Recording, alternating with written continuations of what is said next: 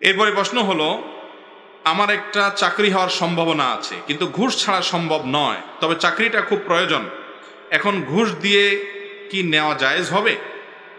দেখেন, ঘুষ নেওয়া সর্বাবস্থায় হারাম। ঘুষ নেওয়া সর্বাবস্থায়, ঘুষ খাওয়াটা সর্বাবস্থায় হারাম, কিন্তু ঘুষ দেওয়াটা ওই ব্যক্তির জন্য জায়েজ যে ব্যক্তি ঘুষ না দিলে তার ন্যায্য অধিকার থেকে বঞ্চিত হবে। আপনি যেখানে যান চাকরির জন্য চেষ্টা করবেন, ঘুষ ছাড়া চাকরি হবে না। আপনি বাধ্য হয়ে ঘুষ দিছেন কারণ এছাড়া হচ্ছে না, আপনি উপযুক্ত তাও আপনাকে নেওয়া হচ্ছে না, তাহলে আপনি বাধ্য হয়ে দিছেন। তো বাধ্য হয়ে যদি দেন, নিরুপায় হয়ে যদি দেন, তাহলে সেটা কি আছে? জায়েজ।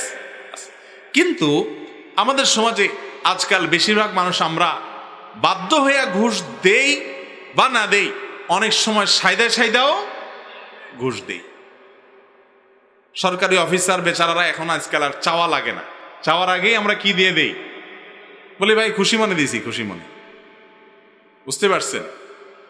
একবার যাত্রাবাড়ি দিয়ে কোথাও যাচ্ছিলাম, এক পুলিশ আমার গাড়ি থামাইছে, কোনো অসুবিধা নাই, তারপরেও সে বলতেছে হুজুর বুঝে নিত 100টা টাকা দেন।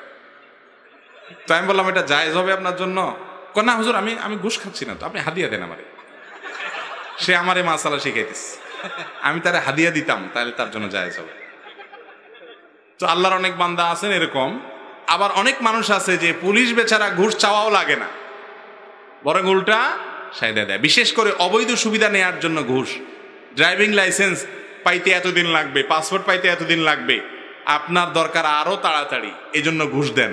এই যে ওয়াজ মাহফিল, অনেক ওয়াজ মাহফিলের আয়োজক কমিটি আছে যে থানায় ঘুষ দিয়া পারমিশন আনে, আছে না নাই? তাহলে এতে কি সওয়াব হবে না গুনাহ হবে?